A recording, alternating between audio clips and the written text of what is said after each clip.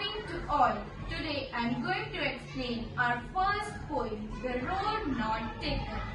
This poem is all about decision making. In this poem, the poet is in a situation where two roads diverge into two different directions. Here, two different directions mean two different choices. He could not travel on both the roads because he was a single traveler. We can relate this with our student life. After matric class, we have to choose only one stream, arts, commerce or science.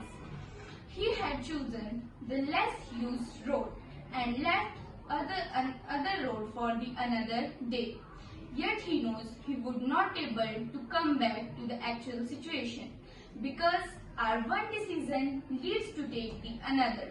Poet has also described the autumn season, the season of changes. We can relate with the season with the changes of our life.